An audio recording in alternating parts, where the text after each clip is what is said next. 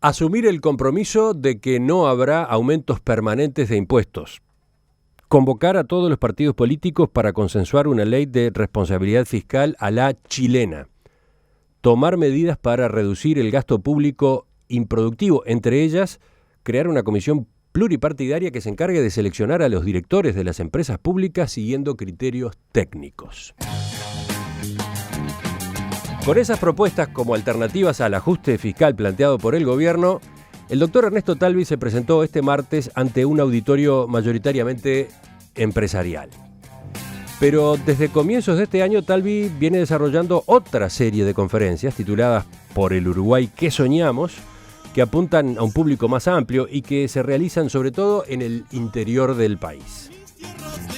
Bueno, sobre todos estos temas, si nos da el tiempo, vamos a conversar en los próximos minutos con el director académico de CERES, el Centro de Estudios de la Realidad Económica y Social. Está con nosotros el doctor Ernesto Talvi. Doctor Talvi, buen día, bienvenido. Buen día, Emiliano, un gusto como siempre estar aquí en el primer medio después de la conferencia del martes. 48 horas después hacemos la entrevista, ya hace varios años, ¿no? 19, Emiliano, mejor que no contemos. Bueno, vayamos entonces a algunos de los puntos que se fueron abordando en esa disertación. Usted comenzó analizando el déficit fiscal que actualmente está en 4% del PBI y fue en busca de lo que llamó el pecado original. ¿Cuáles son las causas del deterioro de las cuentas públicas? Ese deterioro que está obligando al Poder Ejecutivo a tomar medidas excepcionales ahora. Sí, el déficit actual no nace en una probeta ni por combustión espontánea. El déficit se genera fundamentalmente en la administración anterior por una razón muy simple, y es que cuando se instala el enfriamiento, después de casi 8 años de boom espectacular entre 2004 y 2011, el gasto público siguió creciendo como si no hubiera mañana. Y además el superávit de las empresas del Estado, que volcaban habitualmente a las arcas públicas, es decir, las ganancias que tienen las empresas del Estado, que se mantuvo durante las 4 administraciones anteriores, fue dilapidado, desapareció, se volatilizó. Entonces, entre el gigantesco gasto que siguió como si las circunstancias no hubieran cambiado, y habían cambiado claramente, entre que se fumó el déficit de las empresas del Estado y que la calidad del gasto, es decir, se subió muchísimo el gasto en educación, en salud y en seguridad, pero no generó resultados muy auspiciosos. Ese fue uno de los puntos llamativos de su planteo. Se lo digo porque cuando se discute a propósito de lo que ocurrió con el gasto en estos años de gobierno frente amplistas, en esa era de bonanza, desde el oficialismo se insiste mucho en que era obligatorio aumentar el gasto. No había forma de ahorrar porque había una deuda social muy grande. Bueno, y por otro lado estaba el problema de la inseguridad pública, ¿no? Entonces, Mides, ANEP, Universidad de la República, por otro lado, Ministerio del Interior, demandaban que se siguiera inyectando recursos. Sí. 2 puntos. Es cierto que el Uruguay venía de una crisis muy seria, donde había habido un colapso de la economía y también de los gastos públicos y de los ingresos públicos. Para el año 2009 eso ya se había recompuesto. En otras palabras, en el año 2009 el gasto público ya era el que hubiera sido de no haber tenido crisis. El tamaño del Estado, como decimos, el 30% del PBI, que es el tamaño de la economía, se había recompuesto a los niveles precrisis. Y el número de funcionarios públicos, en 248.000 en el año 2009, se había recompuesto a los niveles del 98 precrisis. Quiere decir que el Estado que teníamos en el 2009 ya hubo un Estado que estaba recompuesto a los niveles precrisis. No había ni vestigios de la crisis y ya habían pasado 7 años de la crisis. Entonces, hasta el 2009 yo lo entiendo. Pero a partir del 2009, y esto es el ejercicio que hicimos, si se hubiera seguido una regla fiscal como la que siguieron los gobiernos socialistas de Chile. Esto quiere decir ahorrar en tiempos de vacas gordas para poder tener una reserva, que ahora vamos a decir para qué se podría haber usado en tiempos de vacas flacas, o como me gusta decir también, para que la gente lo entienda, lo que hace la UTE, embalsar el agua cuando llueve, para poder soltar cuando hay sequía y poder seguir generando sin ninguna interrupción. Si nosotros hubiéramos seguido la regla chilena, el gasto podría haber aumentado, simplemente no podría haber aumentado tanto como lo hizo en base a ingresos que no se iban a poder de ninguna manera sostener en el tiempo. Entonces la situación en la que hubiéramos agarrado el país a finales del 2015, si eso se hubiera hecho, era un país con un superávit fiscal de 2% del producto, que es el que tenía Chile, dicho sea de paso. Un país con 15% del PBI menos de endeudamiento, lo que implica en idioma español que estaríamos pagando hoy $500 millones menos de intereses que lo que estamos pagando. Y un país con un fondo de reserva de $5.000 millones, similar en relación al tamaño de la economía al que tiene hoy Chile.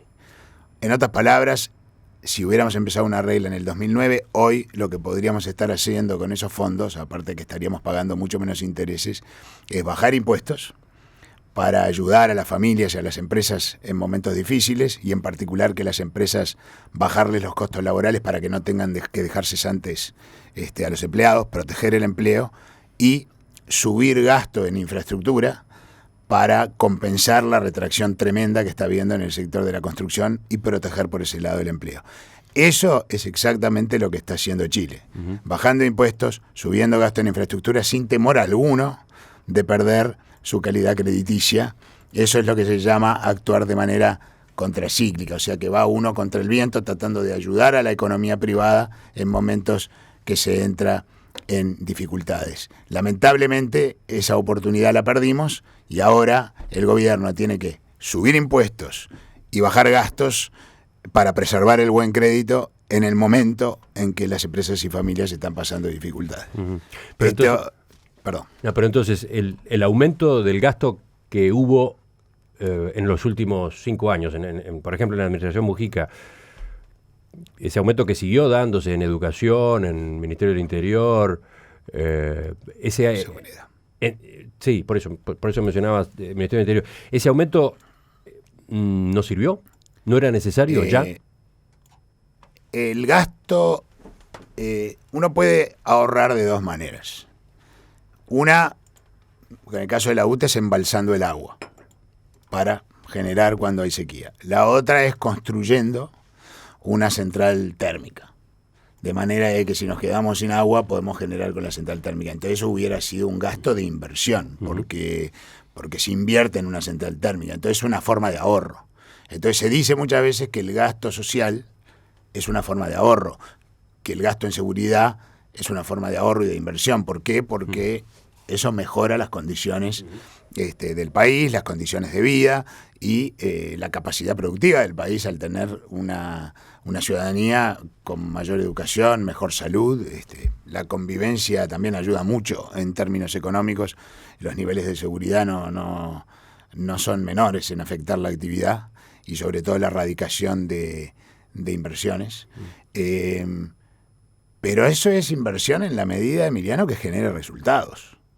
Porque si uno duplica el gasto en educación, que es lo que ocurrió, y mira los resultados y ve que hace 10 años el 45% de los chicos de 15 años no reunían las destrezas mínimas para insertarse productivamente en la vida laboral ni en la sociedad del conocimiento, y hoy es 51%, entonces duplicamos el gasto y empeoramos los indicadores.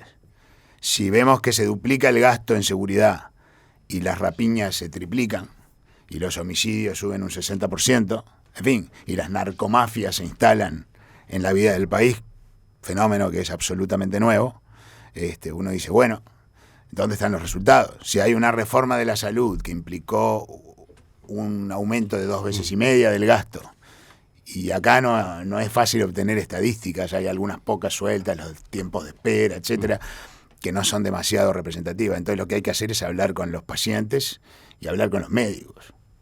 Y si hubo alguna mejora, fueron marginales. Entonces, se está gastando un montón de dinero de los contribuyentes y los contribuyentes no vemos los resultados. Entonces, a eso no le podemos llamar inversión. Usted en particular anotó cuánto pesa en este aumento del gasto que no se correspondió con la realidad que se venía, el ingreso de funcionarios públicos. Usted sobre todo se detuvo en el ingreso de funcionarios públicos en la administración Mujica, porque manejó que hubo 19.000 en el gobierno Vázquez 1 y 44.000 en el gobierno Mujica. Por lo que señalaba recién, el aumento de funcionarios en la administración Vázquez 1, en principio usted no lo cuestionaría, porque de esa forma se estaba recomponiendo el Estado. Creo que había una parte, creo que había una parte de recomposición de la estructura del Estado previo a la crisis, y por eso es que, en todo caso, creo que merecería un estudio más profundo para poder afirmar, bueno, eso no era necesario. Pero los 44.000 que entraron durante la administración anterior es algo nunca visto. 44.000 funcionarios en un contexto, Emiliano, en que tengamos claro que para los segmentos de nivel educativo que van de carreras cortas hacia educación primaria, el funcionario público tiene un salario entre 12 y 35% mayor que el equivalente en el sector privado. Y eso no cuenta el hecho de que el funcionario público no tiene ningún riesgo de perder el empleo. Nosotros hicimos, y eso es un trabajo bastante sofisticado estadísticamente, evaluamos cuánto estaría dispuesto a pagar un trabajador privado por tener un seguro que le dijera: usted nunca va a perder el empleo. Y un trabajador privado típico estaría dispuesto a pagar 16% de su salario para asegurarse que nunca va a perder el empleo. O sea que... Y eso en el caso de un funcionario público está o sea que los funcionarios está incluido y además gana 35% más. Yo con esto no digo que los salarios de los funcionarios públicos sean altos. Estoy diciendo que son más altos para el mismo nivel educativo que el de los trabajadores privados. Y si uno combina 44.000 funcionarios más a salarios que son sustantivamente más altos que los del sector privado, entonces tenemos un gasto de 550 millones de dólares al año que se agregó, digamos, durante la administración anterior, que es exactamente igual al ajuste fiscal que estamos ahora. Entonces, por no haber ahorrado lo que debimos, estamos pagando 500 millones de dólares más de intereses por año que lo que estaríamos pagando.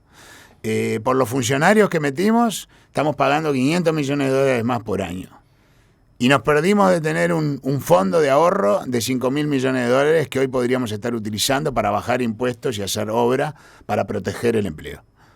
Entonces, el Frente Amplio le toca por primera vez, nosotros tenemos este índice de condiciones externas que resume las condiciones globales y regionales que enfrenta el Uruguay y que está muy relacionado con cómo fluctúa la actividad económica. Si uno mira, los partidos tradicionales gobernaron desde principios de los 90 promedialmente en condiciones desfavorables. Y el Frente Amplio entre 2005 y 2012 gobernó en condiciones o muy favorables o favorables.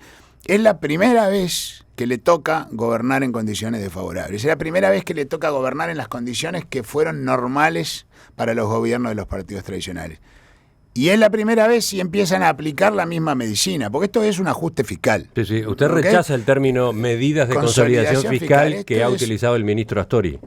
Esto es un ajuste fiscal. Yo creo que... Yo no entiendo, de verdad, Emiliano, por qué se subestima al ciudadano de una manera tan grande, digamos. ¿Por qué se subestima la inteligencia del ciudadano? El ciudadano sabe que esto es un ajuste fiscal. Sabe que esto no es lo que el gobierno prometió. Que el gobierno prometió que no iba a haber aumento de impuestos y que si algo iban a intentar de aumentar los mínimos no imponibles.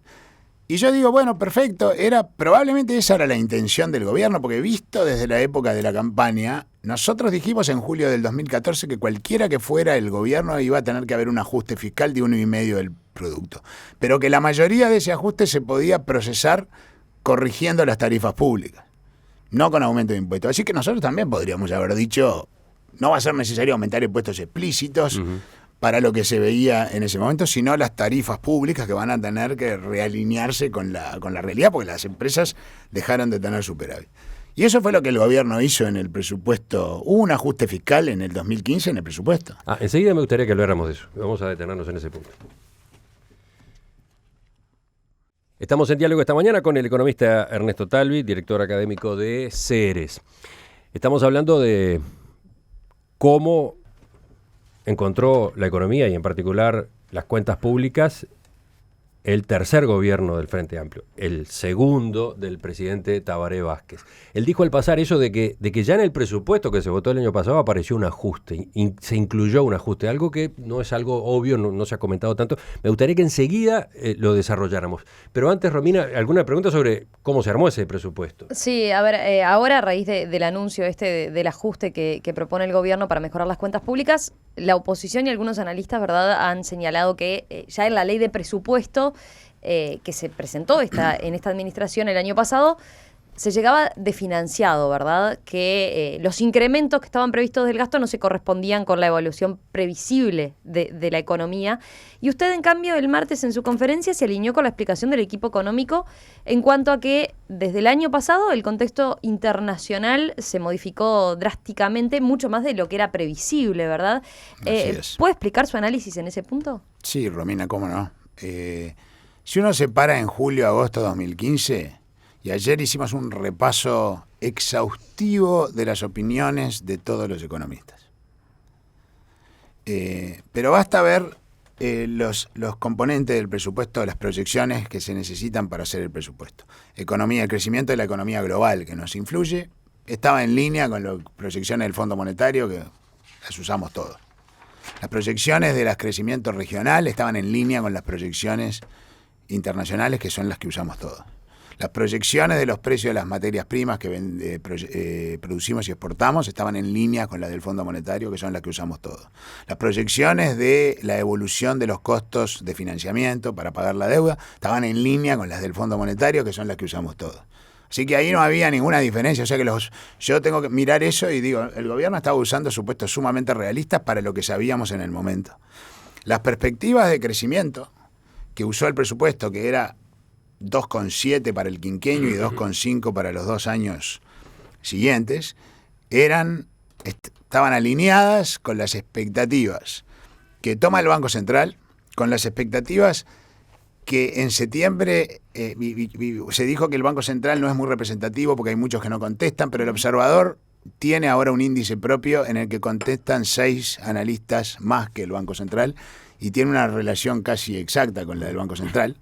Pero lo más importante es que revisamos lo que pronosticaban los bancos de inversión de Wall Street, que algunos tienen pronósticos propios y otros usan los pronósticos de los analistas locales cuyas opiniones toman, y eran idénticas a las proyecciones del gobierno. Entonces yo no digo que algún economista en particular no hubiera dicho esto no es razonable. Hubo dirigentes políticos también que dijeron no es razonable este presupuesto, es demasiado optimista. Eso se dijo en el Parlamento, existió ese debate. Sí, cuando se empezó a discutir el presupuesto, porque cuando empezó a cambiar el panorama, el presupuesto se presentó en agosto. Hasta agosto todo el mundo estaba más o menos en línea. Esa es mi opinión con las proyecciones que estaba haciendo el gobierno. Septiembre se producen 2 fenómenos muy importante. El primero, que Brasil pierde el investment grade, pierde el grado inversor, y entonces las perspectivas para Brasil se deterioraron dramáticamente en septiembre, y se conoce el dato de crecimiento del segundo trimestre, en el que hubo una caída de 1,8% completamente sorpresiva y mucho mayor de lo que los analistas esperaban, y ahí muchos analistas empezaron a revisar hacia abajo. Entonces yo creo que en el mejor de los casos lo que se puede decir con honestidad es quizás en la discusión del presupuesto se debieron haber hecho enmiendas para tratar de incorporar una realidad que estaba cambiando en la medida que la discusión se instalaba. Pero cuando el presupuesto se presentó, Emiliano, y con esto terminó, los supuestos eran realistas y el ajuste fiscal que ese presupuesto preveía, que era de 1 punto del producto, porque Eso es algo que me gustaría que explicara mejor, porque no se ha conversado tanto. No se conversó, pero estaba previsto y se hizo. ¿A qué se refiere con un ajuste de 1,5% del producto incluido en el presupuesto? El 1% del producto incluyó el gobierno en el presupuesto. Nosotros en su momento creíamos que necesitaba ser de 1,5, pero el gobierno hizo 1. Y fundamentalmente el ajuste iba a venir por la mejora en el resultado de las empresas del Estado.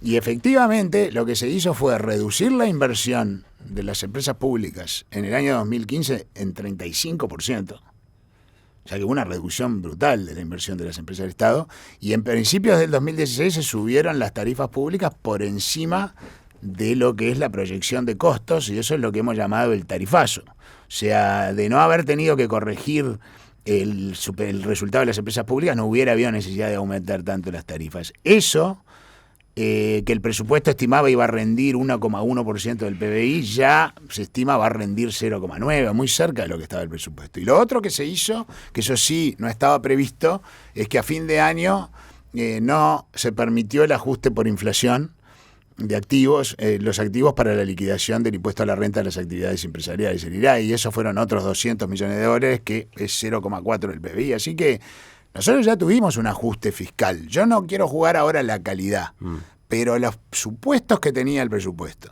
en julio-agosto del 2015 y el ajuste que el presupuesto ya preveía de alrededor de 1% del PBI para ir llevando gradualmente el déficit de 4 a 2,5 en el 2019, para como lucía el mundo en ese momento, era razonable. Por eso yo les pedí en la conferencia que hiciéramos un ejercicio de imaginación. Imagínense que el gobierno que entró no era el mismo que se fue, fuera de otro partido. ¿Qué hubiera estado diciendo el gobierno de otro partido? Que hemos tenido una pesada herencia del gobierno anterior y por eso tenemos que hacer estos ajustes en el presupuesto para corregir el rumbo fiscal y no comprometer nuestro buen crédito. El gobierno no lo puede decir. No lo dijo, pero lo hizo. No puede decir recibimos una pesada herencia porque tiene que negociar con quienes le endosaron la pesada herencia hacia la interna del Frente Amplio. Pero recibió una pesada herencia y hubo que actuar en consecuencia, y en mi opinión se actuó con la información que se disponía en el momento, con prudencia. Y ahora que la situación se deterioró mucho más allá de lo que estaba previsto en el presupuesto y todos los analistas empezaron a ajustar, internacionales y locales, las perspectivas hacia abajo, y el déficit fiscal, entonces las medidas tomadas no rindieron efecto, en el sentido de que el déficit siguió siendo alto y se siguió engrandando y se prevé que siga siendo alto, y las calificadoras de riesgo nos están diciendo, cuidado, que si este déficit sigue tan alto y siguen apilando deuda al ritmo que lo están haciendo, pueden comprometer su calificación crediticia. Y eso, para que el oyente lo entienda, es una cosa seria, porque grado inversor como el que tiene hoy Uruguay quiere decir, si usted le presta al Estado uruguayo, va a recuperar su capital con una gran dosis de certeza. Si perdemos la calificación de grado inversor, eso quiere decir, si usted le presta al Estado uruguayo, es probable que no recupere en su totalidad su capital, entonces la gente nos deja de prestar. Y eso sí que es un asunto serio, y entonces me parece serio que el gobierno anuncie que tiene que, a la luz de las circunstancias, corregir de nuevo el rumbo fiscal e introducir otro ajuste con el cual tenemos discrepancias de diseño, pero no discrepancias respecto de la necesidad. Yo creo que hay que valorar... Ese fue otro de los puntos llamativos de su disertación del martes, cómo usted elogió, entre comillas, al equipo económico y al gobierno por dar este paso, pese a que estaba incumpliendo con promesas electorales en cuanto a qué hacer o no con la tributación. Emiliano, mire, yo le digo, yo recuerdo, a mí yo sigo las campañas de Estados Unidos y de España porque me gusta mucho seguir la política y la sigo. Recuerdo la campaña de George Bush padre, que decían, lean mis labios, no habrá más impuestos. Al año aumentó los impuestos porque las circunstancias lo obligaron y 3 años después perdió la elección. Es decir, subir impuestos tiene un costo político tremendo, tremendo. Lo haya uno anunciado, que los iba a hacer o no, siempre tiene un costo político tremendo, porque los impuestos no le pegan solamente al que se supone que graban. Los impuestos le pegan a todos, y eso lo sabe todo el mundo y lo siente todo el mundo. No hay que leer ningún manual. El otro día, y yo contaba esta historia que es real, estaba hablando con una trabajadora doméstica que me decía, mire, dice, yo estoy muy preocupada porque 2 amigas mías con las que estábamos en la parada del ómnibus conversando, le bajaron las horas de trabajo y los números y los días de la semana que trabajan porque se anunció esta suba de impuestos. Dice, entonces, claro, dicen que le suben a la gente que más gana, pero los que terminamos pagando el pato somos nosotros, porque somos nosotros las que perdemos las horas. Entonces, y en las empresas pasa lo mismo, si se le suben los impuestos y suben los costos, muchas empresas pueden decidir cesar trabajadores que, si no hubiera habido aumento de impuestos, no los hubieran cesado. Y normalmente las empresas empiezan por cesar los trabajadores que pueden responder con más facilidad, que son los de menos calificación, porque el de más calificación lo tienen que tener. Entonces, hay cosas que no se ven. Como digo, lo esencial es invisible a los ojos, como decía el Principito, pero lo esencial será invisible a los ojos, pero se siente. Por y eso, la gente lo siente. Por eso un ajuste de este tipo siempre va a ser impopular, dice usted. Lo rechazan los que se supone que pagan y los rechazan los que saben que también lo pagan. Lo paga todo el mundo. Pero esto venía a cuento de por qué usted elogia al gobierno por tomar esta medida. Yo lo que digo es esto. Miren, los excesos, las omisiones y el desgobierno de la administración anterior fueron tremendos. Nada de esto hubiera sido necesario. Este ajuste hubiera sido total. Este y el del presupuesto hubieran sido totalmente innecesarios si se hubieran hecho las cosas como corresponde. Eso dejémoslo claro. Porque el elogio viene de decir, bueno, nos heredaron esto, ahora estamos metidos en un berenjenal. Entonces hay 2 respuestas posibles. Reconocemos la realidad y actuamos con responsabilidad, o respondemos a la Argentina. ¿Qué es lo que hizo la Argentina cuando se complicó la cosa? Entonces pongamos el punto para ver por qué yo digo se actuó con responsabilidad. Argentina primero echó mano a ponerle impuestos a las exportaciones. Cuando eso no fue suficiente, confiscó los ahorros de las AFJP, de las administradoras de fondos de pensión. Cuando eso no fue suficiente, usó las reservas del Banco Central, que anda acá también en la vuelta algunos proponiéndolo. Y puso controles a los movimientos de capital, controles a las importaciones para racionar las reservas y el cepo cambiario. Y cuando eso no fue suficiente, entonces empezaron a emitir dinero para financiar el déficit y la inflación se fue al 40%. Eso hace un gobierno que en lugar de enfrentar la realidad, la ignora. Entonces yo tengo que valorar como positivo que, dado el berenjenal que heredó este gobierno, haya asumido la responsabilidad de tomar medidas muy poco populares.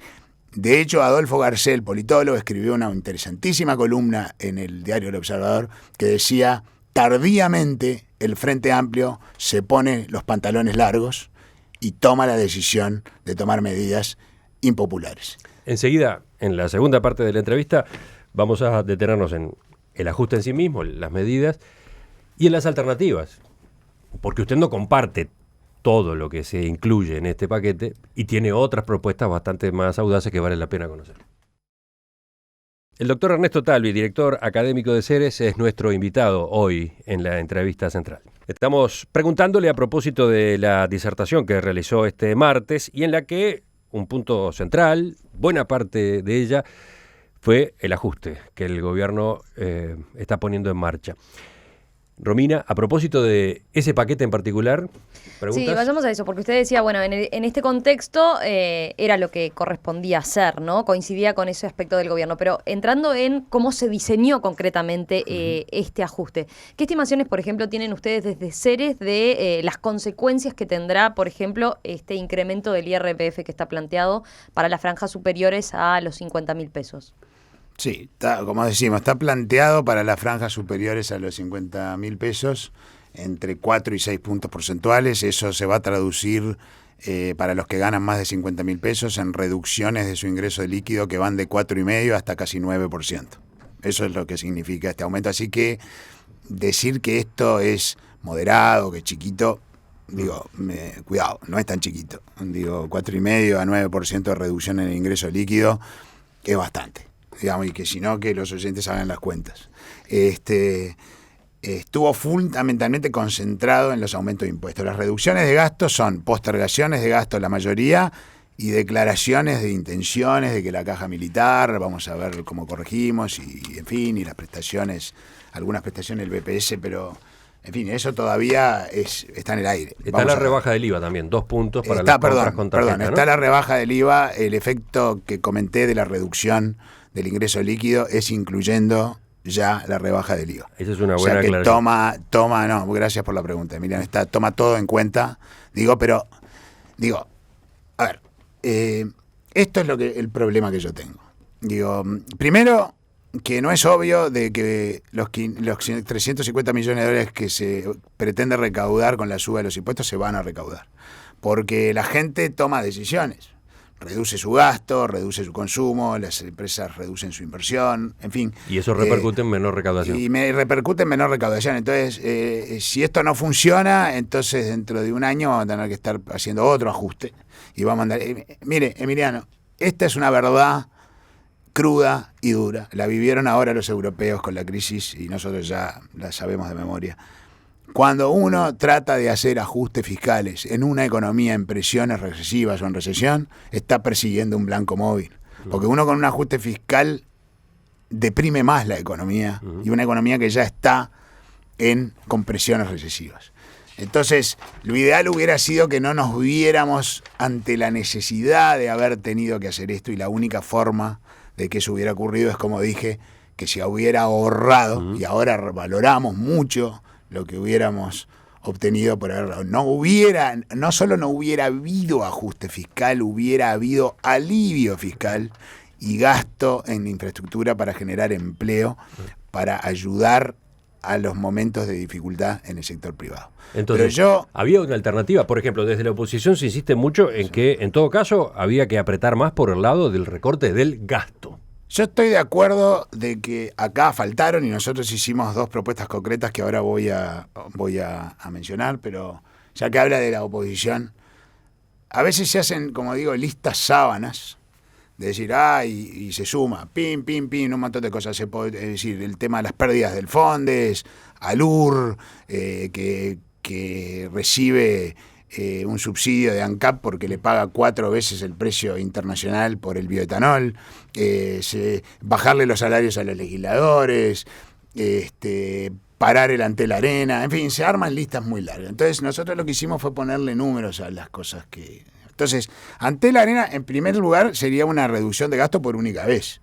Si uno para la obra, paga las multas y esto que lo otro, bueno, se ahorra 70 millones de dólares por única vez. Hay que repartirlo en los siguientes 5 años, bueno, uno dice. Los sueldos a los legisladores, lo que se está proponiendo son 2,5 millones de dólares de ahorro. El tema del Fondes, en los últimos 4 años perdió por año 12,5 millones de dólares. No digo que poco, porque no tenemos por qué andar perdiendo 12,5 millones de dólares por año, pero eso es lo que rendiría las pérdidas del Fondes. ALUR, si se deja el subsidio, ALUR no puede funcionar más. Entonces se supone que sacarle el subsidio es clausurarla, pero me imagino que los funcionarios lo van a mantener en la bolsa de trabajo del sector público, con lo cual el ahorro sería de 38 millones de dólares. No es chico, pero si uno suma todos estos ahorros de las cosas que se están diciendo, son 70 millones de dólares, precisamos 500. Entonces, como digo, suena bien, pero no suma. Mucho ruido y pocas nueces utilizó como mucho ruido y pocas nueces. Por el comparación. lado de la oposición, en muchos casos hay mucho ruido y pocas nueces. Por el lado de la interna del Frente Amplio, dice hay que gravar al gran capital, ya sea aumentando el impuesto al patrimonio o reduciendo las exoneraciones a las inversiones, justo en el momento en que la inversión está flaqueando. Y gravar el impuesto al capital, yo quiero que el oyente lo entienda, porque suena también muy bien. Es el gran capital que va a estar financiando la época de dificultad. El gran capital significa que uno quiere gravar no las rentas que genera ese capital, que se graban con el impuesto a la renta de las actividades empresariales, sino que quiere gravar el patrimonio. Es decir, si hay una casa, si hay una fábrica, algo que se ve, algo que se toca y algo que ya está. Los países serios tienen impuestos muy bajos a eso, porque si uno se agarra fama de que una vez que uno hizo la inversión en Uruguay, se construyó su casa, montó su fábrica, te agarran, no viene un centavo más de inversión. Los impuestos al capital o al patrimonio normalmente existen en cifras muy pequeñitas para fiscalizar los otros impuestos, el impuesto a la renta, pero no con la intención de gravar el capital. Nadie grava el capital. Entonces, por el lado de la interna del Frente Amplio, entonces las propuestas podrían llegar a recaudar, pero harían un daño tremendo a la confianza en el país. Entonces, por un lado tenemos propuestas que suenan bien pero no recaudan, y por otro propuestas que podrían ser terriblemente contraproducentes y capaz que puedan recaudar. Y después está lo que hizo el gobierno, que no es obvio que va a obtener los resultados. Entonces estamos en un brete. ¿Puede llegar a ocurrir que sea necesario otro ajuste después? Creo que sí.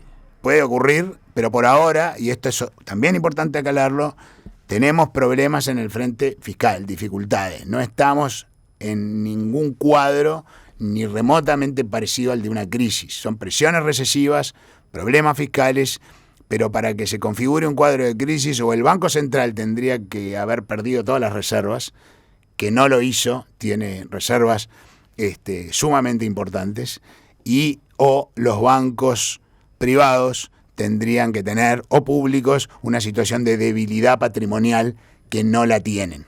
O sea que si hay algo con lo que al país agarra fuerte es con la posición de reservas y con una solidez muy fuerte, en parte gracias a la fuerte regulación que hizo el Banco Central en estos años del sistema bancario. Entonces, como digo, estamos en dificultades, no estamos en crisis, pero creo que para superar las dificultades, los anuncios debieron ser otros. Se debió primero decir la verdad, se debió mostrar un propósito de enmienda de los errores del pasado y mostrar un porvenir. Y en ese sentido es que apuntaron las propuestas de Ceres. Sí, justamente yendo a eso, usted durante su alocución presentó un paquete de medidas que podría haber implicado la decisión del gobierno, ¿no? Unas propuestas de Ceres concretamente que, en primer lugar, anunciaban, decía usted, bueno, el gobierno debió anunciar que estas medidas no eran para siempre, que el aumento de impuestos no era permanente, sino que cuando se mejorara la situación, bueno, se volvía a la presión fiscal anterior. Eso como primera cosa, porque si no da la sensación, y es la sensación que uno tiene hablando con la gente común y corriente, no con los especialistas, que nos están cobrando más a todos, a los que se supone que le cobran y a los que no se supone que le cobran, pero siente que le cobran, para que todo siga como está. Bueno, incluso hay sectores del Frente Amplio que lo ven saludablemente. ¿En qué sentido? De que con esta discusión que se dio adentro del oficialismo se logró que la reforma tributaria del primer gobierno Vázquez girara más a la izquierda, que ahora se cargara más con el IRPF, por ejemplo, a quienes más ganan. Entonces ahí la expectativa, Emiliano, está en que eso quede, por eso digo, ¿no? Es decir, en un país donde el ciudadano promedio, el que está en la franja media del IRPF, paga por todo concepto impuestos nacionales, municipales, directos, indirectos, 43% de sus impuestos son impuestos finlandeses. Finlandia son 47% los equivalentes, con la única diferencia que Finlandia tiene los mejores servicios públicos del mundo, la mejor educación del mundo, y nosotros tenemos servicios públicos que están rankeados a nivel internacional como los de Costa Rica. Costa Rica cobra 29%, o sea que nosotros tenemos impuestos finlandeses y servicios costarricenses, servicios latinoamericanos. Entonces, es decir, una política progresista implica que yo hago una progresión en términos de que paguen más los que más ganan o los que más tienen, que si nunca se hace esa distinción muy claramente, pero para darle algo a los que menos tienen y mejorar la condición de vida de toda la sociedad. Pero resulta que lo que le estamos dando a los que menos tienen, lo acabo de decir, no funciona. Pero entonces yo creo que... Por eso usted señala que este anuncio de medidas, y en particular de los aumentos de impuestos, debe tener plazo. El plazo, yo creo que debería estar contenido en la rendición de cuentas de que esta suba de impuestos se va a retirar apenas las circunstancias mejoren, que acá no va a haber un aumento de impuestos permanentes sobre una población que ya está castigada de manera feroz con los impuestos. Pero hay más puntos en el planteo de Ceres. Lo segundo, yo creo que dado lo que ya todos los gobiernos tropezaron con la misma piedra, y dado que vamos de ajuste en ajuste, porque nuestra regla fiscal es muy simple, siempre tenemos déficit. Haya boom, haya recesión, esto, más grande o más chico, siempre tenemos déficit. No ahorramos nunca. Entonces, que se introduzca que el gobierno convoque para consensuar una ley de responsabilidad fiscal a la chilena, de manera tal de que hoy se asuma el compromiso de que estos ajustes fiscales que parecen nunca tener fin, y que ahora el Frente Amplio también tiene que introducir, porque es la primera vez que le toca circunstancias desfavorables, que tendrían que ser la excepción y no la norma. Usted dice, ya que todos los partidos pasaron por esta, ahora que todos se pongan de acuerdo. ¿Por qué no se sientan y votan una ley de responsabilidad fiscal como la que votó el socialismo chileno y que con tanto éxito y con tanta admiración internacional aplicó, digamos, y lo hacen ahora que no hay un peso para gastar y por ende nadie se puede restringir de gastar nada, porque votar una ley de responsabilidad fiscal cuando hay plata para gastar, nadie quiere hacerlo porque hay plata para gastar. Entonces uno se compromete ahora a que la próxima vez que tengamos una bonanza se va a actuar con responsabilidad y se va a ahorrar para los tiempos de vacas flacas. Entonces, primero, se anuncia que esto no es permanente, es solo para las dificultades, la presión impositiva no sube. Se anuncia que vamos a enmendar los errores que se cometieron de no ahorrar cuando debió haberse hecho. Y tercero, que vamos a tomar medidas sustantivas para reducir gastos superfluos. Y nosotros hicimos en ese sentido 3 propuestas. Una, que el gobierno se comprometa por los próximos 6 años a reducir el aumento de 44.000 funcionarios que hubo en la administración anterior, simplemente no renovando vacantes que se generen por fallecimiento o por retiro, jubilación. Lo que usted propone es que se vuelva para atrás, que terminemos recuperando la cantidad de funcionarios públicos del año 2010. Entonces son 44.000 menos que se bajarían a razón de 8.000 por año sin despedir a nadie, solo por las personas que se retiran o que fallecen, pero ya ofrece una perspectiva de que de aquí a 6 años, si hay un compromiso serio para esto, no, vamos a ahorrar 550 millones de dólares por año. Esto es un ahorro muy sustantivo y que permitiría deshacer esto que hicimos fiscalmente. Pero no solo eso. Yo creo que el gobierno debiera convocar también, estas son todas cuestiones de Estado, yo creo que se tienen que consensuar entre los partidos. A una comisión, crear por ley una comisión pluripartidaria, donde haya un miembro de todos los partidos con representación en el Senado, los 4 partidos, Colorado, Nacional, Frente Amplio y Partido Independiente, un miembro idóneo de cada partido para hacer una preselección de candidatos a ocupar los cargos de dirección de las empresas públicas que tengan probada idoneidad en la gestión de organizaciones complejas y probada idoneidad en lo posible en el rubro en el que la empresa opera. Ya chequeamos con constitucionalistas, ya chequeamos con administrativistas. Esto se puede hacer porque es preconstitucional. O sea que el presidente establecería un mecanismo para la selección de los directorios de las empresas públicas, luego mandaría con lo que la comisión pluripartidaria propone y con acuerdo entre los partidos, los candidatos para que obtengan como desde uso la venia del Senado. ¿Qué querríamos obtener con esto? La profesionalización de la gestión de las empresas públicas. Nada más, que se decía ahora ya despolitizar la gestión de las empresas públicas. Les hago un número nomás. Si ahorráramos, profesionalizando la gestión de las empresas públicas, 10% de los gastos, que yo les aseguro que no es un objetivo inalcanzable en donde hay mucha grasa para cortar, ahorraríamos 550 millones de dólares por año. O sea que ya con estas 2 medidas, en los próximos 5 años o 6, tendríamos ahorros de 1.000 millones de dólares sin necesidad de subir impuestos, sin necesidad de echar a nadie, sin necesidad de bajarle el sueldo a nadie, simplemente eliminando, en un caso no reponiendo vacantes y en el otro eliminando gastos superfluos. Y por último, propusimos que haya un cambio muy importante en el modelo de gestión de la educación en contextos vulnerables para empezar a terminar con la fragmentación social, la marginalidad y la violencia, el delito y la droga que traen como secuela. ¿Cuál es el modelo? Ya estamos con poco tiempo, pero en nosotros pocas palabras, ¿por dónde va poner ese sistema? A 136 liceos públicos modelo en todos los barrios vulnerables del país. Sabemos exactamente dónde tienen que estar, en qué barrios, en todos los departamentos, porque hicimos un análisis muy cuidadoso, y eso en base a experiencias muy exitosas que implican el triple de horario y un programa curricular de salud, de alimentación y de integración de la familia mucho más rico y con un éxito probado en términos de rendimiento académico de estos chicos, que terminan teniendo una oportunidad para salir de la situación en la que están y tener un trabajo digno. Esto cuesta 240 millones de dólares por año. Los 136 liceos que proponemos además que los gestione el Plan Ceibal, porque la complejidad de la gestión y la flexibilidad que necesitan para operar estos modelos no es posible gestionarlos desde la ANEP, aunque sí va a tener que hacerse en colaboración y en cooperación con la ANEP, porque son los profesores de la ANEP los que van a tener que ser entrenados para trabajar en estos contextos que requieren de un entrenamiento muy distinto.